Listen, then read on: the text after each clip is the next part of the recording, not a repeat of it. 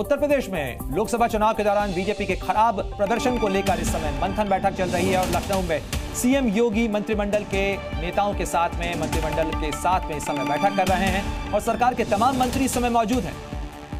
आपको बता दें कि बैठक में लोकसभा चुनाव में बीजेपी के खराब प्रदर्शन को लेकर चर्चा हो रही है। उत्तर प्रदेश की 80 सीटों में से बीजेपी सिर्फ 33 सीटें ही हासिल कर पाई, जबकि उसके सहयोगी 3 सीटों पर जीते हैं और विपक्षी गठबंधन यानी इंडिया गठबंधन ने 43 सीटें जीती है।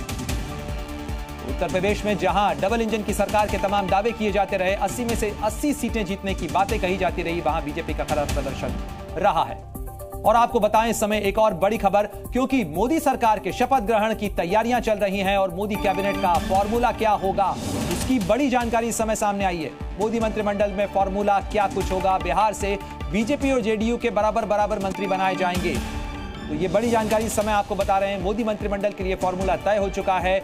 बिहार से बीजेपी और जेडीयू बराबर मंत्री बनाए जाएंगे। सूत्रों के हवाले से यह खबर सामने आ रही है। बिहार से जहां जेडीयू चिराग पासवान और जीतन राम मांझी के दल को हिस्सेदारी मिलेगी, राजीव रंजन सिंह ललन साथ ही रामेश्वर बन सकते हैं मंत्री, साथ ही नित्यानंद राय, राजीव प्रताप रूडी भी मंत्री पद में हिस्सेदारी हासिल कर सकते हैं। मोदी मंत्रिमंडल के लिए जो फॉर्मूला तय हुआ है उसमें चिराग पासवान की भी लॉटरी लग सकती है। तो बिहार से बीजेपी और जेडीयू के बराबर मंत्री बनाए जाएंगे। और देखिए, बिहार में एनडीए की बड़ी जीत के बाद में क्या है फॉर्मूला, तो बीजेपी को 12 सीटें हासिल हुई हैं, जेडीयू को 12 सीटें हासिल हुई हैं। साथ ही एलजेपी आर का स्ट्राइक रेट बहुत शानदार रहा है, क्योंकि 5 में से 5 सीटें एलजेपी आर यानी चिराग पासवान ने जीती हैं। साथ ही जीतन राम मांझी की पार्टी एचएएम ने भी 1 सीट जीती है। और देखिए, एनडीए में अगर सीट शेयरिंग फॉर्मूले को देखें और बिहार राज्य की हिस्सेदारी को देखें तो आप नजर पाएंगे कि 2014 के अंदर बिहार से 5 मंत्री बनाए गए थे मोदी सरकार में, साथ ही 2019 में 6 मंत्री बनाए गए थे और 2024 में बिहार की हिस्सेदारी बढ़ेगी, 8 मंत्री बनाए जा सकते हैं। और इस खबर पर ज्यादा जानकारी के लिए रुक करते हैं मेरे सहयोगी रविंद्र, आपको स्क्रीन पर नजर आ रहे हैं। रविंद्र, बिहार की कहा जा सकता है कि इस बार बल्ले होगी बड़ी संख्या के अंदर, क्योंकि एक तरफ जेडीयू को साधना है, जीतन राम मांझी और साथ ही चिराग पासवान, और बीजेपी को अपने लिहाज से भी बड़े मंत्री बनाने होंगे क्योंकि बिहार में जल्दी चुनाव भी होना है।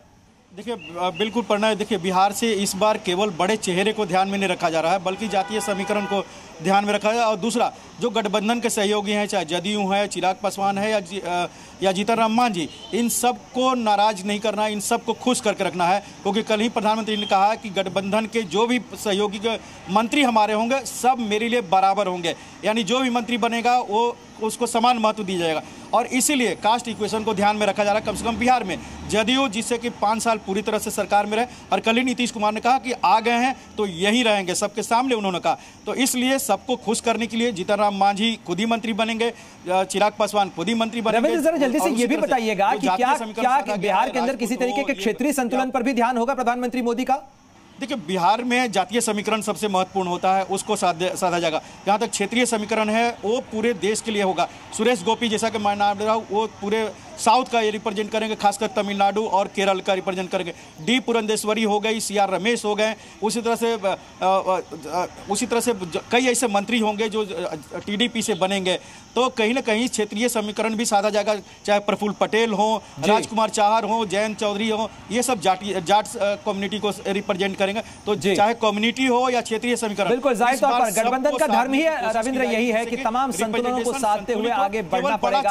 और ये एक चुनौती के तौर पर भी होगा, क्योंकि प्रधानमंत्री मोदी को अब अपने संतुलन को साधते हुए सभी को साथ लेकर आगे बढ़ना होगा। जी न्यूज पर खबरों का सिलसिला लगातार जारी है, आप बने रहिए जी न्यूज के साथ, क्योंकि खबरें अभी और भी हैं। जी न्यूज।